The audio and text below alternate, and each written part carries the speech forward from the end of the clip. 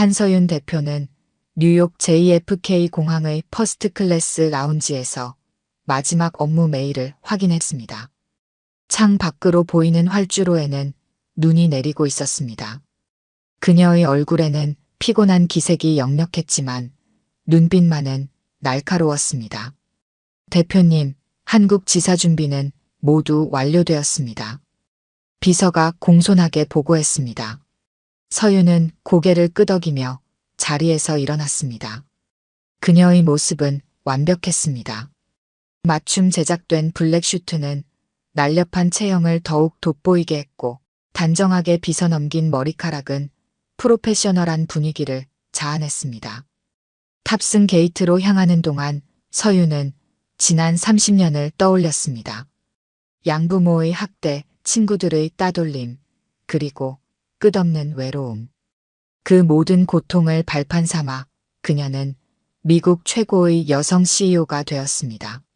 하지만 그녀의 마음 한구석에는 언제나 어두운 그림자가 있었습니다. 본격적으로 계속하기 전에 구독과 좋아요 꼭 눌러주시고 매일 배달되는 사연 들어보세요. 알림 설정까지 해두시면 이야기가 올라오자마자 들으실 수 있답니다. 여러분들의 응원은 사연 제작에 정말 큰 힘이 됩니다. 비행기에 오르자 승무원이 정중하게 인사했습니다. 서윤은 창가 자리에 앉아 노트북을 펼쳤습니다. 화면에는 한 여인의 사진이 떠올랐습니다. 서울 변두리의 허름한 밥집에서 일하는 이정희. 그녀의 생모였습니다. 비행기가 이륙하는 동안 서윤은 눈을 감았습니다. 머릿속에는 수없이 떠올렸던 기억의 파편들이 스쳐 지나갔습니다. 양부모가 들려준 이야기, 입양기관의 서류, 그리고 몇 년에 걸친 비밀 조사의 결과들. 이제 곧 만나게 되겠네요, 어머니. 서윤의 입가에 차가운 미소가 번졌습니다. 그녀는 노트북을 닫고 창밖을 바라보았습니다. 구름 사이로 보이는 땅이 점점 멀어져 갔습니다. 14시간의 비행이 끝나고 인천공항에 도착했을 때는 이른 아침이었습니다. 차가운 겨울 공기가 그녀를 맞이했습니다. 서윤은 공항을 빠져나와 미리 준비된 검은색 세단에 올랐습니다. 강남의 오피스텔로 가주세요. 운전기사에게 지시한 후 서윤은 휴대폰을 꺼내 메시지를 확인했습니다. 한국 지사 설립에 관한 뉴스가 이미 경제면을 장식하고 있었습니다. 완벽한 위장이었습니다. 차창 밖으로 스쳐 지나가는 서울의 풍경을 보며 서윤은 생각했습니다. 지난 몇 년간 그녀는 이 순간을 위해 모든 것을 준비했습니다. 한국 진출이라는 명목으로 회사를 확장했고 은밀히 사람을 써서 이정희의 거취를 파악했습니다. 그리고 마침내 알아냈습니다. 그녀의 어머니는 서울 외곽의 허름한 상가에서 밥집을 운영하고 있었습니다. 남편의 빚에 시달리며 겨우 생계를 이어가는 모습이었습니다. 잘 살고 계시나요, 어머니? 당신이 저를 버린 이유, 이제는 알고 싶네요. 서윤은 가방에서 작은 사진 한 장을 꺼냈습니다. 30년 전 고아원에서 찍은 사진이었습니다. 울고 있는 5살 아이의 모습이 그대로 담겨 있었습니다. 차가 강남의 높은 빌딩들 사이를 지나갔습니다.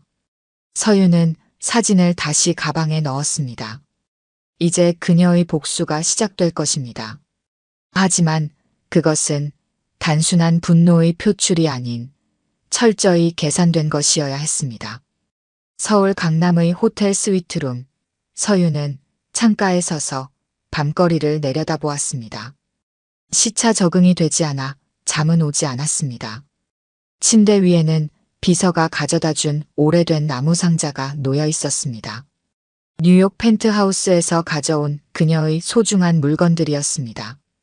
30년간 간직해온 상자를 열자 곰팡이 냄새가 코끝을 스쳤습니다. 그 안에는 누렇게 변색된 일기장과 사진 한 장이 들어 있었습니다. 이게 마지막 사진이란다. 내 생모가 널 안고 찍은. 양어머니 메리 윌슨이 건네준 사진 속에는 까만 머리의 여자가 아기를 안고 있었습니다. 얼굴은 보이지 않았지만 그 여자의 손가락이 아기의 등을 감싸 안은 모습만은 선명했습니다. 서윤은 그 사진을 보며 자주 생각했습니다. 그 손길에 어떤 온기가 있었을지. 첫 번째 기억은 6살 때였습니다. 메리는 처음에는 다정했습니다. 서윤의 머리를 빗겨주고 예쁜 원피스도 사주었습니다. 하지만 그것도 잠시였습니다. 어느 날 서윤이 실수로 메리의 골동품 화병을 깨뜨린 후 모든 것이 변했습니다. 이런 버릇없는 동양 아이를 데려온 게 실수였어. 메리의 비명이 울려 퍼졌고 서윤은 옷장 속에 갇혔습니다. 그날부터 작은 실수에도 옷장 속 감금이 이어졌습니다. 양아버지 존은 그저 묵묵히 신문을 읽을 뿐이었습니다. 학교 생활은 더욱 가혹했습니다. 백인 아이들 사이에서 서윤은 늘 차이나 거리였습니다. 점심시간이면 아이들은 서윤의 도시락을 보고 킥킥거렸습니다. 어휴, 또 김치 냄새야. 창문 좀 열어주세요. 8학년 때는 최악의 사건이 벌어졌습니다. 발렌타인데이, 서윤은 반에서 가장 인기 있는 마이클에게 초콜릿을 건넸습니다. 마이클은 그 자리에서 초콜릿을 바닥에 던지고 발로 밟았습니다. 너 같은 애가 나한테 초콜릿을 준다고? 웃기지 마. 그날 밤 서윤은 처음으로 자해를 시도했습니다. 메리는 병원비를 내며 한숨을 쉬었습니다. 내가 이렇게 사고만 치니까 애들이 너를 싫어하는 거야. 우리가 얼마나 많은 돈을 쓰고 있는지 알아? 돈. 그들에게 서윤은 자선 사업이었습니다. 교회에서 만나는 사람들은 메리와 존을 동양의 불쌍한 아이를 입양한 천사 같은 부부라고 불렀습니다. 하지만 집으로 돌아오면 그들은 악마로 변했습니다. 15살이 되던 해 서윤은 도서관에서 한 책을 발견했습니다. 월스트리트의 여왕들이라는 제목이었습니다. 밤새 그 책을 읽으며 서윤은 처음으로 미래를 그렸습니다. 나도 저렇게 되고 싶어. 그때부터 서윤의 하루는 완전히 달라졌습니다. 새벽 4시에 일어나 공부했고 방과 후에는 중국 식당에서 설거지를 하며 돈을 모았습니다. 주말에는 도서관에서 경제신문을 읽었습니다. 존은 그런 서윤을 비웃었습니다. 내가 아무리 공부해봤자 월스트리트에서 너 같은 애를 써주겠어? 하지만 서윤은 멈추지 않았습니다. SAT에서 만점을 받았고 하버드 전액 장학생으로 합격했습니다. 메리와 존의 얼굴이 일그러졌습니다. 그들의 자선 사업이 통제를 벗어나려 한다는 걸 깨달은 것입니다. 너 때문에 우리가 얼마나 많은 돈을 썼는데 이제 와서 배은망덕하게 구는 거야? 서윤은 떠났습니다. 단 하나의 가방만 들고 기숙사로 향했습니다. 그날부터 진짜 생존이 시작되었습니다. 수업이 없는 시간에는 도서관에서 일했고 방학에는 인턴십을 했습니다. 월스트리트의 첫 면접, 서윤은 최고의 슈트를 입고 갔습니다. 3개월간 모은 돈으로 산 것이었습니다. 당신의 장점은 뭡니까? 면접관의 질문에 서윤은 똑바로 대답했습니다. 저는 버려질 것을 두려워하지 않습니다. 이미 한 번 버려졌고 그걸 극복했으니까요. 그 대답이 면접관의 마음을 사로잡았습니다. 서윤은 100대 1의 경쟁률을 뚫고 골드만삭스에 입사했습니다. 그리고 시작된 성공가도 서윤은 단 5년 만에 최연소 임원이 되었습니다. 누구도 그녀를 막을 수 없었습니다. 30살의 그녀는 자신의 회사를 차렸고 2년 만에 나스닥 상장에 성공했습니다. 한서윤은 월스트리트의 새로운 여왕이다. 비즈니스 위크의 표지를 장식하며 서윤은 정상에 올랐습니다. 하지만 밤이면 여전히 그 질문이 그녀를 괴롭혔습니다. 왜 나를 버리셨나요? 서유는 나무 상자에서 낡은 털실 인형을 꺼냈습니다. 고아원에서 가져온 유일한 물건이었습니다. 인형의 목에는 작은 종이가 매달려 있었습니다. 서윤아, 미안해.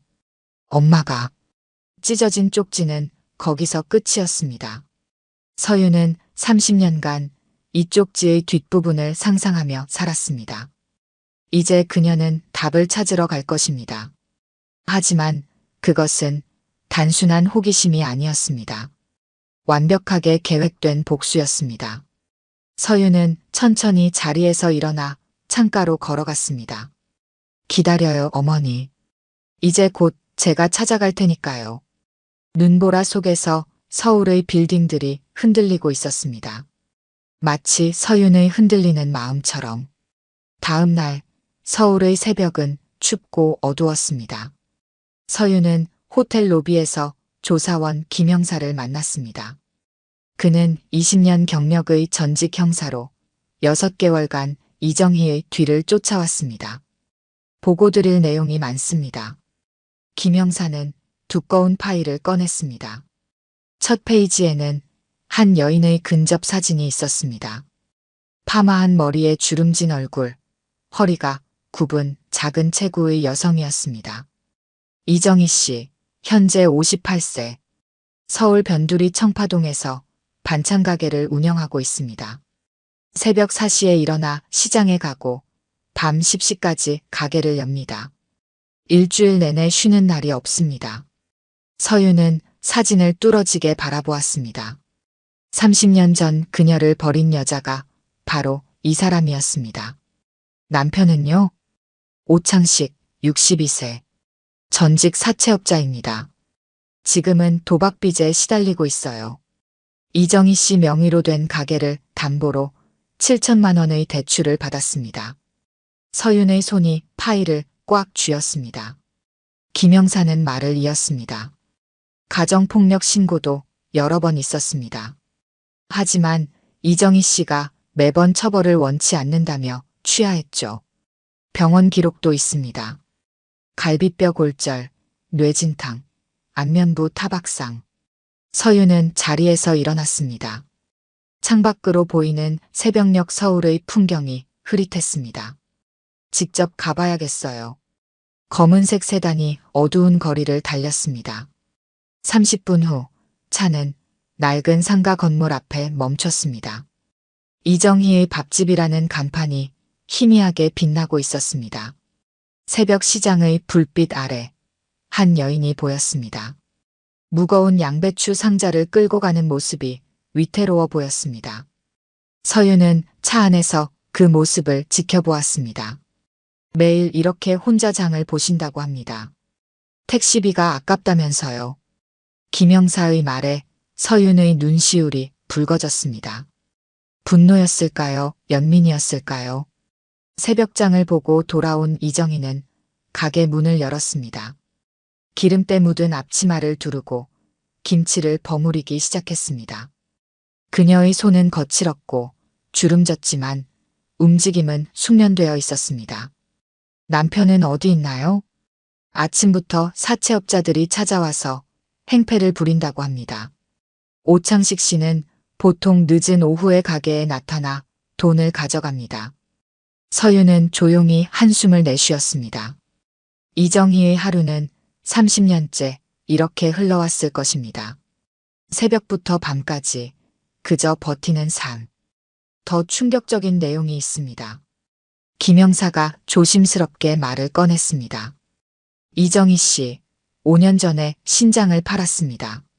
불법 장기매매 브로커를 통해서요. 받은 돈은 3천만 원. 하지만 그 돈도 남편이 도박으로 날렸습니다. 서윤의 얼굴이 창백해졌습니다. 차가운 겨울바람이 불어왔습니다. 그게 다가 아닙니다. 이정희 씨는 수술 후유증으로 투석을 받아야 하는데 가게 일 때문에 제때 병원에도 가지 못하고 있습니다. 창밖에서는 이정희가 묵묵히 일하는 모습이 보였습니다. 그녀는 간간히 허리를 펴며 숨을 고르곤 했습니다. 투석을 제때 받지 못해 붓고 있을 그녀의 몸이 눈에 선했습니다.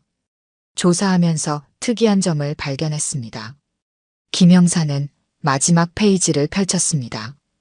이정희 씨가 매달 찾아가는 곳이 있습니다. 강북의 한 사찰인데요. 거기서 누군가의 제사를 지낸다고 합니다.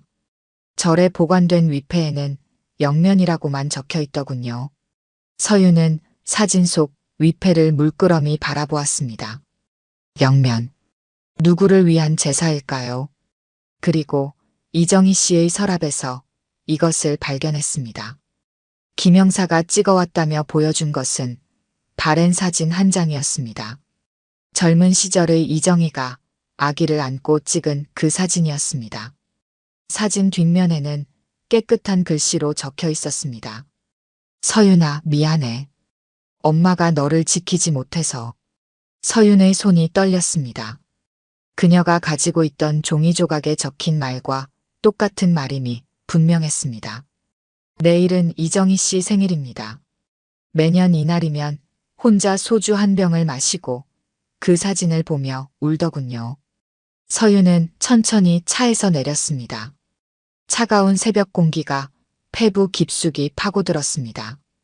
어디 가시겠습니까? 가게에 가보려고요. 이제 그분의 딸이 왔다고 알려드릴 시간이니까요. 겨울비가 내리는 이른 아침, 서윤은 청파동 골목길을 걸었습니다. 간판도 녹슬고 타일도 깨진 허름한 상가 건물 앞에서 그녀는 잠시 발걸음을 멈췄습니다. 비서가 준비한 우산 아래서 그녀는 건물을 올려다보았습니다. 이정희의 밥집이라는 간판이 비에 젖어 초라하게 빛났습니다. 서윤은 거울처럼 반짝이는 구두를 신고 있었습니다. 맞춤 제작된 아르마니 정장은 비 한 방울 묻지 않았습니다. 완벽하게 세팅된 머리카락, 그녀의 모습은 이 동네와는 너무나 동떨어져 보였습니다. 계단을 올라 2층으로 향하는 동안 코를 찌르는 음식 냄새가 강하게 밀려왔습니다. 김치 냄새, 고춧가루 냄새, 그리고 오래된 기름 냄새가 뒤섞여 있었습니다. 뉴욕의 최고급 펜트하우스에서만 생활하던 서윤은 본능적으로 얼굴을 찌푸렸습니다. 문 앞에 서자 안에서 누군가 바쁘게 움직이는 소리가 들렸습니다. 아침 준비로 분주한 시간이었습니다. 서윤의 심장이 빠르게 뛰기 시작했습니다. 30년. 그녀는 이 순간을 위해 30년을 기다렸습니다. 가게 문을 열자 작은 방울 소리가 울렸습니다. 안쪽에서 허리 굽은 여인이 고개를 들었습니다. 기름때 묻은 앞치마를 두른 그녀의 모습은 사진으로 보았던 것보다 더 초라했습니다. 주름진 얼굴, 염색이 벗겨진 머리, 굵은 정맥이 튀어나온 손. 그것이 서윤의 어머니, 이정희였습니다. 서윤은 가게 안을 둘러보았습니다. 낡은 편백나무 도마 위에는 방금 썰어놓은 무가 가지런히 놓여 있었습니다. 플라스틱 통에는 김치와 각종 밑반찬들이 담겨 있었습니다. 싸구려 달력이 걸린 벽에는 곰팡이 자국이 선명했습니다. 형광등 불빛 아래 모든 것이 처절하게 가난해 보였습니다. 벽에 걸린 사진이 서윤의 시선을 붙잡았습니다. 몇 년 전에 찍은 듯한 가족 사진이었습니다. 이정희와 나이 지긋한 남자가 함께 찍은 사진 속에는 미소가 없었습니다. 그 사진 속에 서윤의 자리는 없었습니다. 이정희는 손님이 들어오자 허리를 굽혀 인사했습니다. 그녀의 눈에는 아무런 감정도 없었습니다. 30년 전에 버린 딸을 알아보지 못하는 것이 당연했습니다. 서윤은 천천히 카운터 앞으로 걸어갔습니다. 구두 굽이 바닥을 칠 때마다 날카로운 소리가 울렸습니다. 제육볶음 하나 주문하겠습니다. 서윤의 목소리는 차가웠습니다. 이정희는 다시 한번 허리를 굽혔습니다. 그녀의 허리는 30년간의 세월만큼이나 굽어 있었습니다. 주방으로 향하는 그녀의 걸음걸이는 불안정했습니다. 김영사의 보고대로 투석을 제때 받지 못해 다리가 붓고 있는 듯 했습니다. 식당 안은 아직 손님이 없었습니다. 아침 시간이 되려면 1시간은 더 기다려야 했습니다. 서유는 구석자리에 앉아 주방을 지켜보았습니다. 이정희는 가스레인지 앞에서 능숙한 손놀림으로 고기를 볶기 시작했습니다. 프라이팬에서 올라오는 연기가 이정희의 얼굴을 가렸습니다. 잠시 기침 소리가 들렸지만 그녀는 멈추지 않고 일했습니다. 서유는 그 모습을 지켜보며 복잡한 감정에 휩싸였습니다. 미움, 연민, 그리고 설명할 수 없는 슬픔이 뒤엉켰습니다. 주방 구석에는 낡은 약봉지들이 쌓여 있었습니다. 투석 후유증으로 먹는 약들일 것입니다. 그 옆에는 병원 진료 예약표가 붙어 있었습니다. 하지만 대부분의 날짜에 빨간 X표가 그어져 있었습니다. 가게를 비울 수 없어 진료를 취소한 흔적이었습니다. 이정희는 접시에 제육볶음을 담아 서윤의 테이블로 가져왔습니다. 그릇을 내려놓는 그녀의 손이 미세하게 떨렸습니다. 신장이 좋지 않은 사람에게서 흔히 보이는 증상이었습니다. 맛있게 드세요. 이정희의 목소리는 지쳐 있었습니다. 서윤은 젓가락을 들었지만 음식에는 손을 대지 않았습니다. 그저 접시에 담긴 음식을 바라보았습니다. 고기는 질기고 값싼 것이었습니다. 양파는 대충 썰려 있었고 간장 소스는 너무 짜 보였습니다. 가게 문이 다시 열렸습니다. 쓰레기 수거 아저씨가 들어왔습니다. 이정희는 재빨리 비닐봉지에 담은 음식을 건넸습니다. 매일 아침 쓰레기를 수거해주는 대가로 주는 아침 식사였습니다. 서유는 그 광경을 물끄러미 바라보았습니다. 이것이 그녀의 어머니가 살아온 30년이었습니다. 주방 한켠에서 휴대폰 진동 소리가 울렸습니다. 이정희는 화들짝 놀라 전화를 받았습니다. 수화기 너머로 남자의 고함 소리가 새어나왔습니다. 이정희의 얼굴이 순식간에 하얗게 변했습니다. 서유는 그 남자가 누구인지 알았습니다. 오창식, 그녀의 남편이자 폭력적인 사채업자였습니다. 전화를 끄는 이정희의 손이 떨렸습니다. 그녀는 서둘러 통장을 꺼내 돈을 세기 시작했습니다. 손도 제대로 놀리지 못하면서 그녀는 1,000원짜리 지폐를 한 장 한 장 세어나갔습니다. 서유는 그 광경을 차갑게 지켜보았습니다. 계산대 위에는 고등학교 입학금 납부 용지가 놓여 있었습니다. 옆 가게 딸의 입학금을 빌려주기로 했다는 것을 김영사를 통해 알고 있었습니다. 자신의 딸은 버렸으면서 남의 딸 입학금까지 챙기는 이정희가 서유는 이해되지 않았습니다. 비가 더 세차게 내리기 시작했습니다. 물방울이 창문을 때리는 소리가 가게 안을 울렸습니다. 이정희는 창가에 놓인 낡은 대야들을 옮기느라 분주했습니다. 비가 새는 곳이 한두 군데가 아니었습니다. 서유는 자리에서 일어났습니다. 손도 대지 않은 제육볶음 옆에 고액권 지폐를 올려두었습니다. 이정희는 당황한 듯 거스름 돈을 찾으려 했지만 서유는 이미 문을 향해 걸어가고 있었습니다. 문 앞에서 서유는 잠시 멈춰섰습니다. 등 뒤로 이정희가 허둥지둥 거스름 돈을 들고 쫓아오는 발소리가 들렸습니다. 서유는 천천히 고개를 돌렸습니다. 그리고 차갑게 내뱉었습니다. 거스름돈은 됐습니다. 30년 전에 버린 딸 봉양료라고 생각하시면 되겠네요. 이정희의 얼굴에서 핏기가 싹 가셨습니다. 그녀의 손에서 지폐가 바닥으로 떨어졌습니다. 서유는 그대로 가게를 나섰습니다. 등 뒤로 무언가가 바닥에 쓰러지는 소리가 들렸지만 서유는 뒤돌아보지 않았습니다. 비가 오는 거리를 걸으며 서유는 생각했습니다. 자신이 상상했던 어머니와 현실의 이정희는 너무나 달랐습니다. 상상 속의 어머니는 그저 미움의 대상이었습니다. 하지만 현실의 이정희는 미움조차 제대로 할 수 없을 만큼 처절하게 살아왔습니다. 검은 세단이 골목 끝에서 그녀를 기다리고 있었습니다. 운전석의 김영사가 우산을 들고 내렸습니다. 서유는 그의 우산을 거절했습니다. 차가운 빗물이 그녀의 완벽한 메이크업을 지원했습니다. 뒷좌석에 앉은 서유는 젖은 눈으로 가게를 바라보았습니다. 이정희는 여전히 그 자리에 서서 비틀거리고 있었습니다. 30년 만의 재회는 이렇게 끝이 났습니다. 겨울비는 밤이 되어도 그치지 않았습니다. 서유는 호텔 스위트룸에서 노트북을 켰습니다. 화면에는 이정희의 가게 CCTV 영상이 재생되고 있었습니다. 그녀가 쓰러진 후 119가 출동했고 곧바로 응급실로 실려갔다는 보고를 받은 직후였습니다.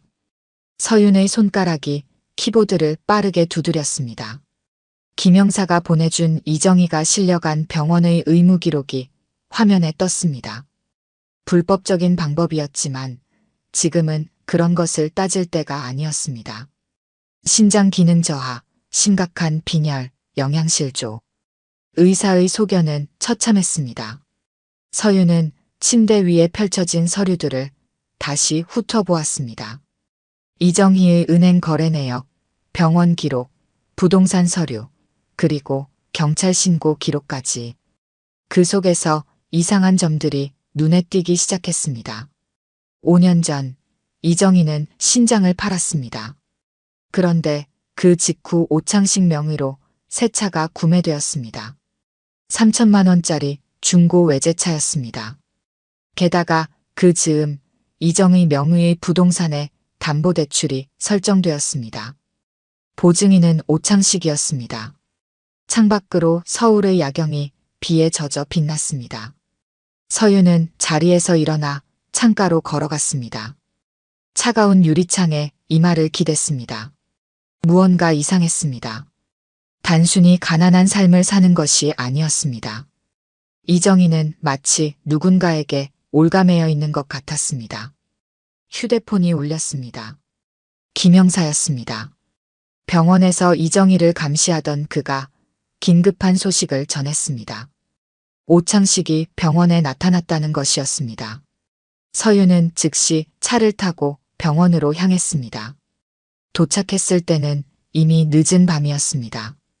병원 복도는 적막했습니다. 이정희의 병실 앞에서 김영사가 기다리고 있었습니다. 그의 얼굴이 어두웠습니다. 병실 안에서 낮은 목소리가 새어나왔습니다. 서유는 문틈으로 안을 들여다보았습니다. 오창식이 이정희의 침대 앞에 서 있었습니다. 60대 초반의 남자는 겉보기에 점잖아 보였습니다.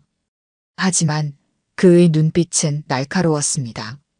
마치 독사처럼. 이 바보 같은 여편네가 앞으로 어떻게 장사를 하겠다고 이러는 거야. 오창식의 목소리는 낮았지만 위협적이었습니다. 이정희는 고개를 숙인 채 말이 없었습니다. 링거를 꽂은 그녀의 팔이 떨리고 있었습니다. 내일 아침에 사채업자들이 올 거야. 이번에는 1,000만 원을 가져가기로 했어. 알지? 이정희의 어깨가 움찔했습니다. 병실 안의 공기가 얼어붙는 것 같았습니다. 하지만 오늘은 한 푼도. 이정희의 말이 채 끝나기도 전에 오창식의 손이 허공을 갈랐습니다. 그러나 예상된 충격은 없었습니다. 오창식은 간호사가 들어올 것을 의식한 듯 손을 멈췄습니다. 대신 이정희의 링거줄을 강하게 잡아당겼습니다. 이정희의 팔에서 피가 역류했습니다. 서윤의 손톱이 손바닥을 파고들었습니다. 충동적으로 병실로 들어가려는 순간 김영사가 그녀의 팔을 잡았습니다. 아직은 때가 아니라는 신호였습니다. 오창식은 이정희의 귓가에 입을 바짝 붙였습니다. 그의 목소리가 뱀처럼 스멀스멀 기어나왔습니다. 내일 아침까지야. 알았지? 안 그러면 그의 얘기를 꺼내야 할지도 모르니까. 이정희의 얼굴이 순간 하얗게 질렸습니다. 오창식은 비열한 미소를 지으며 병실을 나섰습니다. 그의 구두 소리가 적막한 복도를 울렸습니다. 서윤은 숨을 죽인 채 벽 뒤에 몸을 숨겼습니다. 오창식이 엘리베이터를 타고 내려간 후에야 그녀는 병실 안을 들여다보았습니다. 이정희는 창밖을 바라보며 울고 있었습니다. 한없이 작고 연약해 보이는 뒷모습이었습니다. 김영사가 조용히 말을 꺼냈습니다. 오창식의 과거를 조사하면서 알게 된 사실들이었습니다. 그는 20년 전만 해도 악명 높은 사채업자였습니다. 폭력과 협박으로 돈을 받아내는 것으로 유명했습니다. 특히 그의 수법은 잔인했습니다. 채무자의 가족을 협박하고 때로는 납치까지 했다는 소문이 있었습니다. 그러던 어느 날 오창식은 갑자기 이정희와 결혼했습니다. 당시 이정희는 어린 딸을 키우는 싱글맘이었습니다. 결혼 직후 그 딸은 미국으로 입양을 갔습니다. 입양 과정의 서류는 모두 오창식이 처리했습니다. 서윤의 심장이 멈추는 것 같았습니다. 그녀는 벽에 기대어 섰습니다. 온몸의 힘이 빠져나가는 것 같았습니다. 이제 조각들이 맞춰지기 시작했습니다. 병실 안에서 이정희의 흐느낌이 이어졌습니다. 그녀는 베개를 꼭 껴안은 채 몸을 웅크리고 있었습니다. 마치 30년 전 어린 딸을 껴안았던 것처럼. 서윤은 병실을 돌아 나왔습니다. 비가 그친 밤하늘에 달이 떠 있었습니다. 차가운 공기가 폐부 깊숙이 파고들었습니다. 이제 그녀는 진실을 마주해야 했습니다. 자신을 버린 것은 어머니가 아니었습니다. 오창식의 협박 속에서 어쩔 수 없이 자신을 보낸 것입니다. 그리고 30년이 지난 지금까지도 이정희는 그 남자의 소나귀에서 벗어나지 못하고 있었습니다. 서윤은 주차장으로 향했습니다. 그녀의 걸음걸음이 무거웠습니다. 복수를 위해 돌아왔지만 이제는 구원이 되어야 했습니다. 차 안에서 그녀는 휴대폰을 꺼냈습니다. 비서에게 짧은 메시지를 보냈습니다.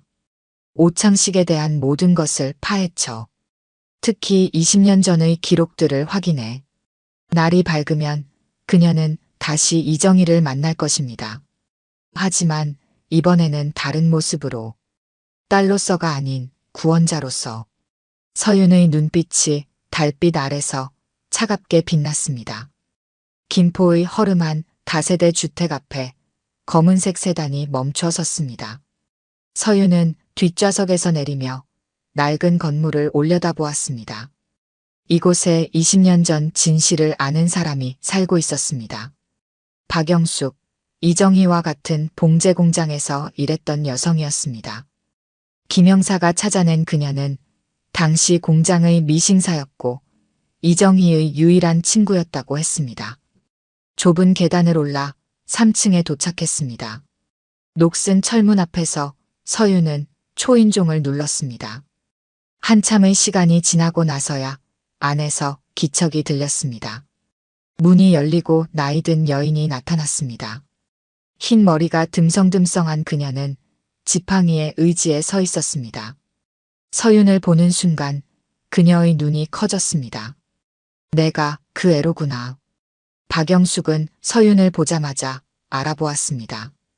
그도 그럴 것이 서윤은 20년 전 이정희의 모습을 그대로 닮아 있었기 때문입니다. 낡은 거실에는 오래된 가구들이 가지런히 놓여 있었습니다. 벽지는 누렇게 변색되어 있었지만 방 안은 깨끗하게 정돈되어 있었습니다. 박영숙은 서윤을 소파에 앉히고 낡은 앨범을 꺼내왔습니다. 앨범 속 사진들은 20년 전 봉제 공장의 모습을 담고 있었습니다. 좁은 작업장에서 여성들이 미싱을 돌리는 모습, 점심시간에 도시락을 나눠 먹는 장면, 그리고 젊은 시절의 이정희가 아기를 안고 찍은 사진도 있었습니다. 내 엄마는 참 착한 사람이었어. 너무 착해서 오히려 손해를 보는 사람이었지. 박영숙의 목소리는 깊은 슬픔을 담고 있었습니다. 그녀는 천천히 과거를 회상하기 시작했습니다. 1990년대 초반 이정희는 봉제 공장에서 가장 실력 있는 미싱사였습니다.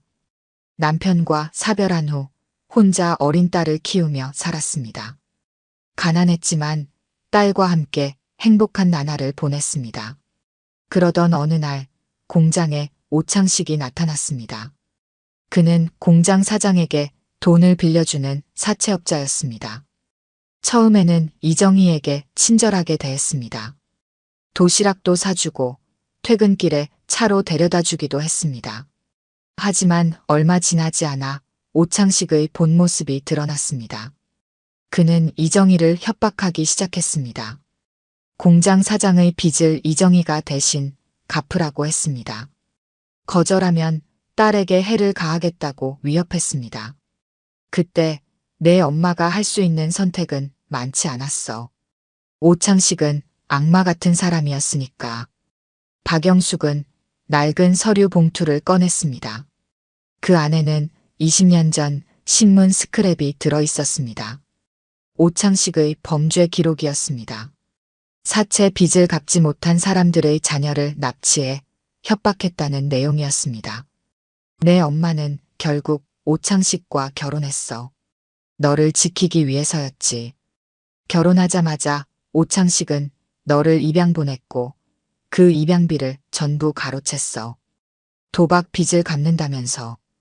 박영숙의 손이 떨렸습니다. 그녀는 서랍에서 최근의 병원 기록을 꺼냈습니다. 5년 전의 일이야. 오창식이 또다시 도박 빚을 졌는데 이번에는 이정희를 협박해서 신장을 팔게 했어. 그 돈마저 모두 빚쟁이들에게 줘버렸지. 서윤의 손에서 서류가 떨어졌습니다. 그녀의 얼굴이 하얗게 변했습니다. 이정희는 수술 후유증으로 투석을 받아야 하는데 가게 일 때문에 제때 받지도 못해. 그런데도 오창식은 계속해서 돈을 요구하고 있어. 박영숙의 목소리가 떨렸습니다. 서윤은 자리에서 일어났습니다. 온몸이 떨렸습니다. 근데 말이야, 내 엄마가 그때 이상한 말을 했었어. 오창식이 자기를 협박한 진짜 이유는 신장 때문이 아니었대. 다른 비밀이 있다고.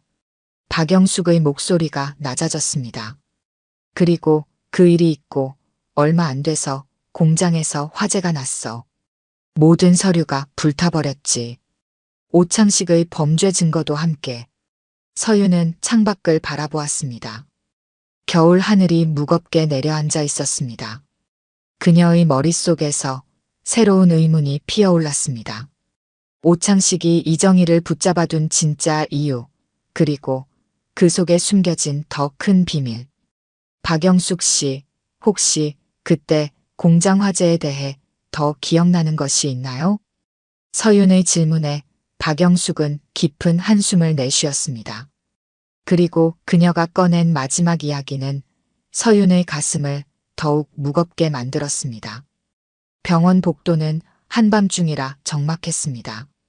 차가운 형광등 불빛 아래 서윤이 천천히 걸음을 옮겼습니다. 510호실, 이정희의 병실 앞에서 그녀는 잠시 멈춰 섰습니다. 문 너머로 희미한 텔레비전 소리가 들렸습니다.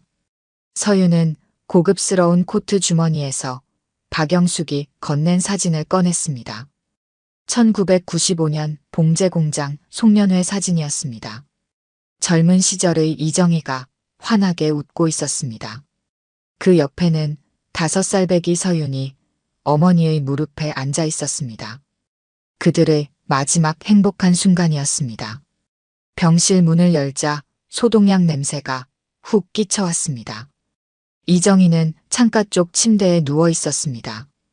텔레비전 불빛이 그녀의 헬쑥한 얼굴을 비췄습니다. 링거를 꽂은 팔은 멍이 들어 있었습니다. 서윤이 들어오자 이정희는 천천히 고개를 돌렸습니다. 그녀의 눈이 경계로 가득 찼습니다. 지난번 만남 이후 이 고급스러운 차림의 여자가 다시 찾아올 것이라 예상했는지도 모릅니다. 창밖으로 도시의 불빛이 반짝였습니다. 서울의 한겨울 밤하늘은 언제나처럼 별이 보이지 않았습니다. 침대 옆 테이블에는 먹지 않은 병원식이 그대로 놓여 있었습니다. 서윤은 조용히 이정희의 침대 앞으로 걸어갔습니다. 고급 구두가 바닥을 칠 때마다 날카로운 소리가 울렸습니다. 그녀는 사진을 이정희 앞에 내려놓았습니다. 이정희의 눈이 사진을 보는 순간 커졌습니다. 떨리는 손이 사진을 집어들었습니다. 그녀의 얼굴에서 핏기가 싹 가셨습니다. 30년 전의 기억이 한순간에 되살아난 듯 했습니다. 이제 모든 걸 알았습니다. 서윤의 목소리는 차가웠습니다. 하지만 그 속에는 미세한 떨림이 있었습니다. 오창식과의 결혼, 강제로 이루어진 입양, 그리고 공장 화재까지. 이정희의 손에서 사진이 떨어졌습니다. 그녀의 눈에서 굵은 눈물이 흘러내렸습니다. 마치 30년간 참아온 눈물이 한꺼번에 터져나오는 것 같았습니다. 그때 그 화재, 오창식이 일부러 낸 거였죠? 자신의 범죄 증거를 은폐하기 위해서. 이정희의 어깨가 파르르 떨렸습니다. 그녀의 입술이 움직였지만 소리는 나오지 않았습니다. 30년간 감춰온 비밀을 이제야 말할 수 있을까요? 그리고 당신은 그걸 목격했던 거고요. 그래서 오창식이 당신을 놓아주지 않는 거죠? 이정희는 고개를 파묻고 흐느꼈습니다. 그녀의 마른 등이 흐느낌과 함께 들썩였습니다. 서윤은 그런 이정희를 물끄러미 바라보았습니다. 복수심에 불타 돌아왔지만 지금 그녀의 마음속에는 다른 감정이 피어오르고 있었습니다. 이정희의 흐느낌이 멈췄습니다. 그녀가 천천히 고개를 들었습니다. 눈물로 범벅이 된 얼굴로 서윤을 바라보았습니다. 서윤아. 이정희의 목소리는 갈라졌습니다. 그녀의 눈에는 30년의 그리움과 후회, 그리고 두려움이 뒤섞여 있었습니다. 내가 너를.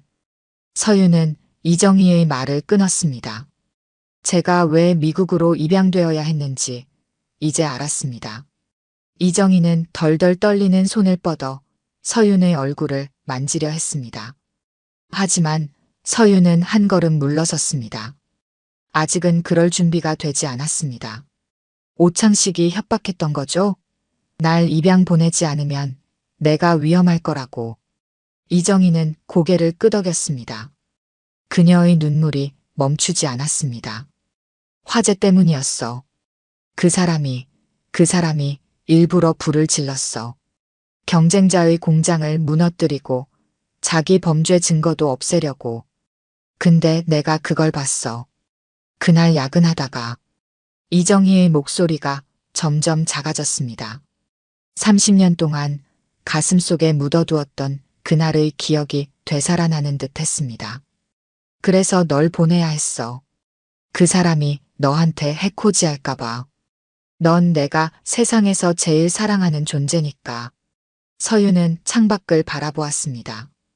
눈물이 그녀의 눈가에 맺혔지만 떨어뜨리지 않았습니다. 이제부터가 중요합니다. 서윤이 이정희를 바라보았습니다. 그녀의 눈빛은 이제 차가움 대신 단단한 의지로 빛났습니다. 오창식의 범죄를 폭로할 증거가 필요해요. 30년 전 화재 사건부터 지금까지 모든 것을. 이정희의 얼굴이 공포로 굳어졌습니다. 서윤은 그녀의 마른 손을 꼭 잡았습니다.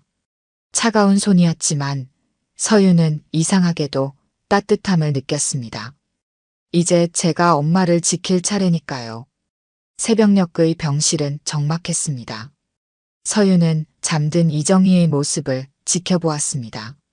링거액이 한 방울씩 떨어지는 소리만이 고요한 병실에 울렸습니다. 창밖으로는 희미한 새벽빛이 스며들기 시작했습니다. 김영사가 건넨 서류 뭉치를 서윤은 다시 한번 펼쳐보았습니다. 1995년부터 현재까지 이정희의 모든 의료 기록이 담겨 있었습니다. 첫 페이지부터 서윤의 손이 떨렸습니다. 1995년 이정희는 자신의 신장 상태가 좋지 않다는 걸 알고 있었습니다. 선천적인 신장 질환이었습니다. 하지만 그녀는 자신의 아이가 같은 질환을 갖고 있다는 사실을 알게 되었습니다. 유전적 신장 질환이었던 것입니다. 의무 기록에는 당시 5살이던 서윤의 상태가 매우 좋지 않았다고 적혀 있었습니다. 투석이 필요했고 결국에는 신장 이식이 불가피했습니다. 하지만 그때 이정희에게는 수술비를 마련할 방법이 없었습니다. 서윤의 손이 다음 페이지를 넘겼습니다. 오창식과의 결혼 직후 이정희는 자신의 신장을 딸에게 주려 했습니다. 하지만 오창식은 그 계획을 방해했습니다. 대신 서윤을 미국으로 입양 보내는 조건으로 거액의 돈을 제안했습니다. 양부모는 부유했고 신장 이식에 필요한 모든 비용을 지불할 수 있었습니다. 서류 더미 속에서 낡은 편지 한 장이 떨어졌습니다. 이정희가 입양기관에 보낸 편지였습니다. 그녀는 양부모에게 한 가지 조건을 제시했습니다. 서윤의 신장 이식 수술을 반드시 해주어야 한다는 것이었습니다. 병실 안의 모니터 소리가 일정하게 울렸습니다. 서윤은 자신의 배를 무의식적으로 만졌습니다. 어린 시절 받았던 수술 자국이 아직도 남아 있었습니다. 양부모는 약속을 지켰고 서윤은 건강하게 자랄 수 있었습니다. 하지만 이정희의 희생은 거기서 끝나지 않았습니다. 5년 전 오창식의 도박 빚으로 인해 그녀는 다시 한번 신장을 팔아야 했습니다. 이미 한쪽 신장이 좋지 않은 상태에서 나머지 신장마저 팔아야 했던 것입니다. 그 결과는 참혹했습니다. 이정희는 평생 투석을 받아야 하는 신체가 되었습니다. 서윤은 병실 창가로 걸어갔습니다. 차가운 유리창에 이마를 기댔습니다. 먼동이 트는 하늘이 붉게 물들기 시작했습니다. 30년 전 그녀를 살리기 위해 자신의 모든 것을 내어준 어머니의 희생이 이제야 온전히 이해되었습니다. 간호사가 조용히 병실 문을 열었습니다. 아침 회진 시간이었습니다. 서윤은 잠든 이정희의 모습을 마지막으로 바라보았습니다. 그리고 굳은 결심을 했습니다. 이제는 자신이 어머니를 구해야 할 때였습니다. 복도를 걸어나가며 서윤은 휴대폰을 꺼냈습니다. 비서에게 짧은 메시지를 보냈습니다. 최고의 의료진을 섭외하라는 지시였습니다. 돈은 상관없었습니다. 어머니를 살릴 수만 있다면 그녀의 전 재산이라도 바칠 각오가 되어 있었습니다. 엘리베이터를 타고 내려가는 동안 서윤의 머릿속에는 수많은 계획이 스쳐 지나갔습니다. 오창식을 처벌하는 것, 어머니의 건강을 회복시키는 것, 그리고 새로운 삶을 시작하는 것. 모든 것이 이제부터가 시작이었습니다. 주차장에 도착하자 김영사가 기다리고 있었습니다. 그의 손에는 새로운 서류 뭉치가 들려 있었습니다. 30년 전 공장 화재의 진실을 파헤칠 또 다른 단서들이었습니다. 서윤은 차에 오르며 단단한 표정을 지었습니다. 이제 진짜 싸움이 시작될 것입니다. 아침 8시 병원 로비는 분주했습니다. 서윤은 검은색 정장 차림으로 로비 소파에 앉아 있었습니다. 비서가 방금 전해준 서류를 읽고 있었습니다. 오창식의 과거 범죄 기록과 현재 사채 업체 운영 내역이 상세히 적혀 있었습니다. 김영사의 보고대로 오창식은 매일 아침 이 시간에 병원을 찾아왔습니다. 이정희에게서 돈을 받아가기 위해서였습니다. 서윤은 시계를 보았습니다. 이제 곧이었습니다. 병원 자동문이 열렸습니다. 회색 코트를 입은 남자가 들어왔습니다. 60대 초반의 나이였지만 걸음걸이는 여전히 날렵했습니다. 단정하게 빗어넘긴 머리와 금태 안경은 그가 평범한 사업가처럼 보이게 했습니다. 하지만 서윤은 알았습니다. 그 모습 아래 숨겨진 악마 같은 본성을. 오창식이 엘리베이터 앞에 섰을 때 서윤이 자리에서 일어났습니다. 구두굽이 대리석 바닥을 차갑게 울렸습니다. 오창식은 뒤를 돌아보았습니다. 그의 눈이 서윤을 위아래로 훑었습니다. 고급 정장을 입은 젊은 여자가 자신을 노려보고 있자 그는 미세하게 눈썹을 찌푸렸습니다. 서윤은 가방에서 수표 한 장을 꺼냈습니다. 오창식의 눈앞에 그것을 내밀었습니다. 수표에 적힌 금액을 본 오창식의 눈이 커졌습니다. 이정희의 모든 빚을 갚고도 남을 거액이었습니다. 오창식은 잠시 망설이다 수표를 잡으려 했습니다. 하지만 서윤은 재빨리 수표를 거두었습니다. 대신 다른 서류 한 장을 내밀었습니다. 1995년 공장 화재 당시의 보험 사기 증거였습니다. 오창식의 얼굴이 굳었습니다. 로비의 공기가 얼어붙었습니다. 서윤의 눈빛은 차가웠습니다. 30년 전 그날 어린 딸의 손을 잡고 거리를 헤매던 이정희의 모습이 떠올랐습니다. 오창식의 협박에 떨며 입양 서류에 서명하던 순간도 기억났습니다. 병원 로비에 긴장감이 감돌았습니다. 오창식은 주변을 살폈습니다. 평소라면 이런 상황을 폭력으로 해결했겠지만 지금은 그럴 수 없었습니다. 병원 곳곳에 설치된 CCTV가 이들을 주시하고 있었습니다. 서윤은 다음 서류를 꺼냈습니다. 불법 장기매매 증거였습니다.